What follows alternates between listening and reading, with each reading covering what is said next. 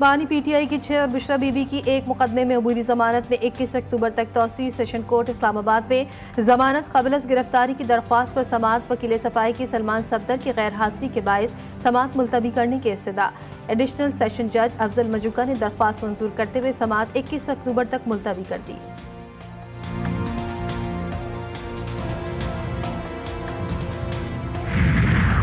कैदी के कत्ल की इंक्वायरी अडियाला जेल के लापता deputy superintendent Mohammad Akram, assistant superintendent रियाज कसूरवार साबित, नौकरी से बरतरफ कर दिया गया।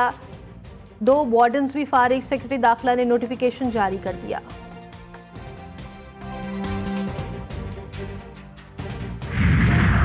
इस्लामाबाद के शहरी और दही इलाकों में डेंगू मच्छर के बाद 24 घंटे के दौरान 77 मरीज रिपोर्ट। डेंगू से मुतासरा अफराद की तादाद 1404 तक जा पहुंची। THQ के मुताबिक शहर में बारिश से मुतासरा अफराद की तादाद 558 और दही इलाकों में 864 हो गई। डेंगू से 67% मर्द और 33% खवातीन मुतासर।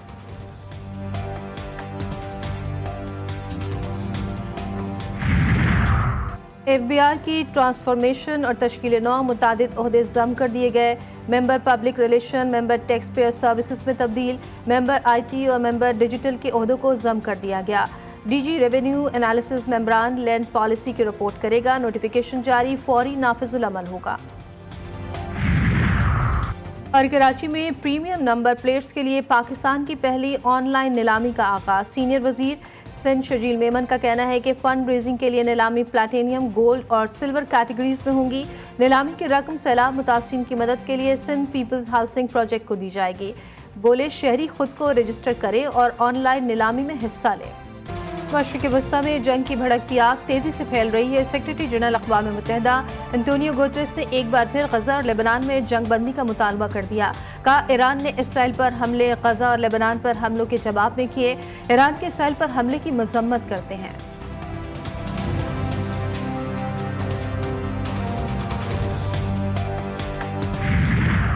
चीन का लेबनान पर इसराइली हमलों पर इज़हार तशवीश, फरीक़ैन से तहम्मुल का मुज़ाहरा करने की अपील।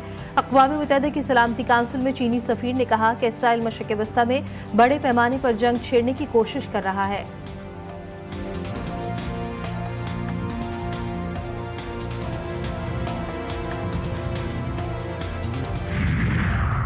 और ईरान के इसराइल पर हमले के बाद मशरिक़ वस्ता में कशीदगी बढ़ने के असरात सामने आने लगे।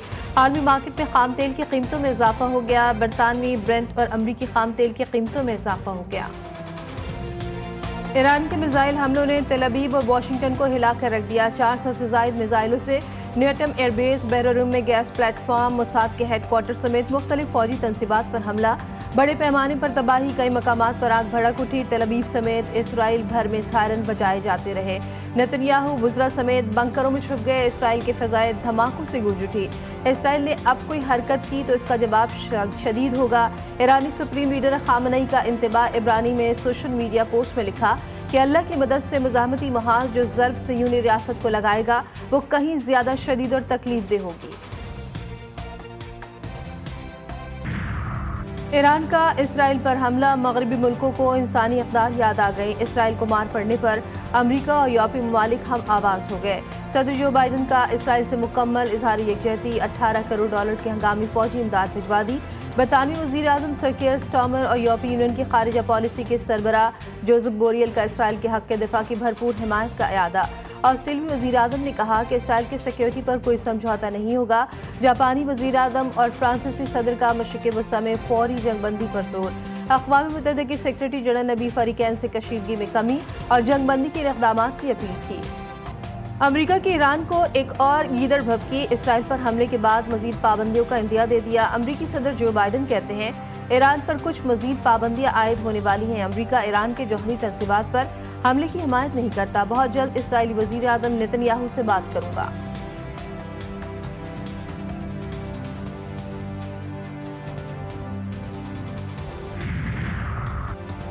इसराइल की मुजरिमाना कार्रवाइयाँ नाकाबिले बर्दाश्त हो गई थी। इस्माइल हानिया के कत्ल के बाद तहम्मुल का मुज़ाहरा किया।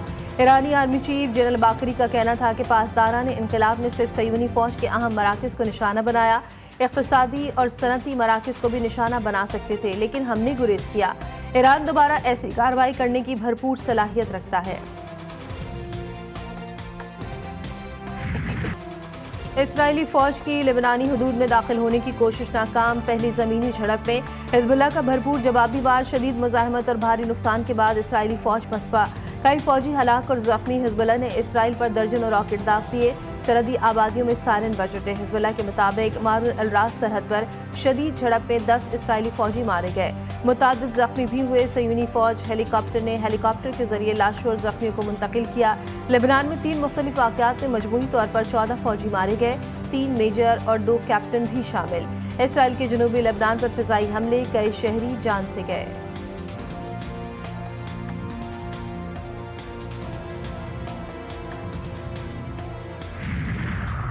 لبنان جنگ کے گہرے اور تباہ کن نتائج ہوں گے، مشرق وسطی میں بھڑکتی آگ آتش فشاں کی شکل اختیار کر رہی ہے۔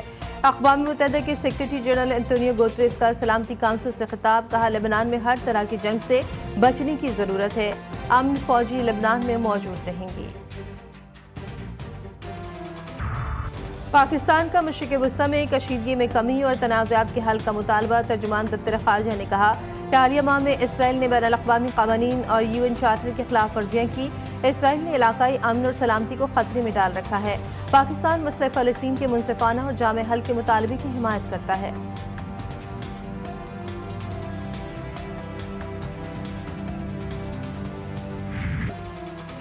صہیونی دہشت گردی جاری، اسرائیل کی دہشت گرد فوج نے غزہ میں 3 اسکولوں کو نشانہ بنا دیا۔ صہیونی فوج نے غزہ سٹی میں یتیم بچوں کے مرکز بریگ ہیگ اسکول اور مسقط اسکول پر شدید بمباری کی، خواتین اور بچوں سمیت 80 فلسطینی شہید، درجنوں زخمی۔ صہیونی فوج نے اسکولوں کو حماس کے کمانڈ سینٹر قرار دے دیا۔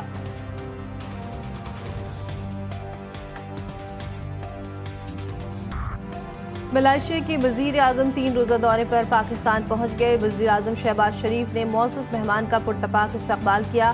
پاک فوج کے چاقو چوبند دستے نے معزز مہمان کو سلامی دی۔ ملائیشین وزیر اعظم صدر مملکت وزیر اعظم اور آرمی چیف سے ملاقات کریں گے۔ ملاقاتوں میں مختلف شعبوں میں تعاون اور 2 طرفہ تعلقات کے فروغ پر تبادلہ خیال کیا جائے گا۔ ملائیشین وزیر اعظم کے دورے کے موقع پر مفاہمت کی یادداشتوں پر دستخط ہوں گے۔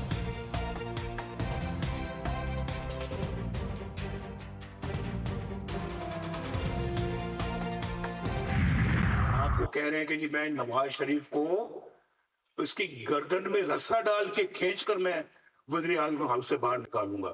یہ الفاظ اس شخص کے ہیں جو آج جیل میں ہے۔ یہ کہتے ہیں کہ جی ہم پنجاب پہ یہ الغار کرنے آ رہے ہیں، ہم پنجاب پہ حملہ آور ہونے آ رہے ہیں۔ پنجاب KPK اور پنجاب کا تم آپس میں لڑائی کرنا چاہتے ہو؟ بڑے بول مت بولا کرو، جیسا کرو گے ویسا بھرو گے، وہ کہتا تھا ان کے گلے میں رسا ڈالوں گا۔ جیل میں بیٹھے شخص سے پوچھے آپ نے خیبر پختونخوا کے لیے کیا کیا؟ مسلم لیگ نون کے صدر نواز شریف کا لاہور میں تقریب سے خطاب، تحریک انصاف پر کڑی تنقید، کہا یہ لوگ خیبر پختونخوا سے پنجاب پر حملہ آور ہونے آ رہے ہیں، کیا دونوں صوبوں کو لڑانا چاہتے ہیں؟ یہ مار دھاڑ میں نمبر 1 اور ان کی کارکردگی 0 ہے۔ مزید کہا ثاقب نثار کی آڈیو لیک میرے پاس موجود ہے۔ ثاقب نثار نے کہا کہ نواز شریف اور مریم نواز کو جیل میں رکھنا ہے، ایسے عناصر کو کڑی سزا ملنی چاہیے۔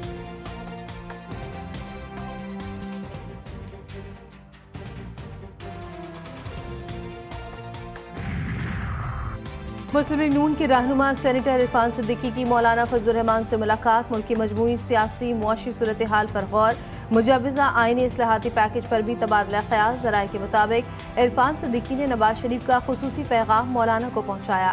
میڈیا سے گفتگو میں کہا 63A کے مطابق پارٹی کے خلاف ووٹ دینے والا ڈی سیٹ ہو جائے گا، آئین سازی پارلیمان کا اختیار ہے، ہم نہیں چاہتے کہ مولانا فضل الرحمان کے بغیر ترمیم ہو، آئینی ترمیم کا کسی شخصیت سے کوئی تعلق نہیں۔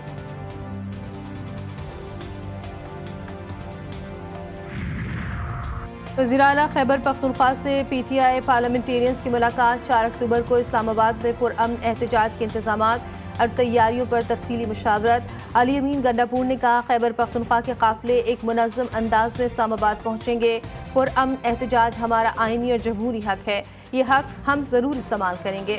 عوام ان کے تمام کاموں اور اقدامات کو غلط سمجھ رہی ہے، یہ آئینی ترمیم کے نام پر PTI کو کمزور کرنے کی کوشش کر رہے ہیں۔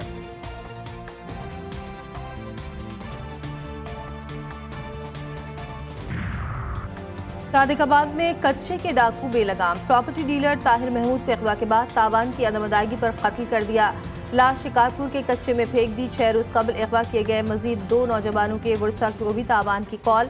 رہائی کے عوض 1.5 کروڑ تاوان کا مطالبہ۔ مغوی کے بالغ کی بیٹی کی رہائی کے لیے حکومت سے مدد کی اپیل۔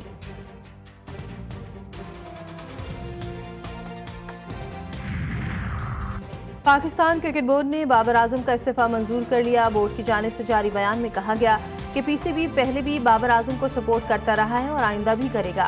بابر اعظم نے استعفیٰ کیوں دیا، وجوہات سامنے آ گئی۔ ہیڈ کوچ گیری کرسٹن کی مخالفت کی وجہ سے بابر اعظم نے استعفیٰ دیا۔ گیری کرسٹن نے ورلڈ کپ T20 کی رپورٹ میں بھی اس کا ذکر کیا تھا۔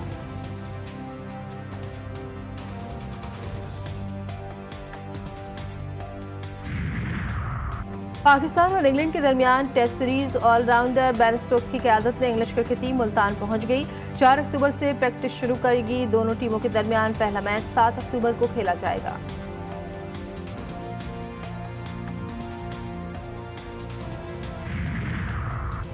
T20 ویمن ورلڈ کپ کا آغاز آج سے شارجہ اسٹیڈیم میں پہلے روز 2 میچز کھیلے جائیں گے۔ ابتدائی میچ میں بنگلہ دیش اور اسکاٹ لینڈ مد مقابل ہوں گے۔ شام کو سری لنکا کا مقابلہ پاکستان سے ہوگا۔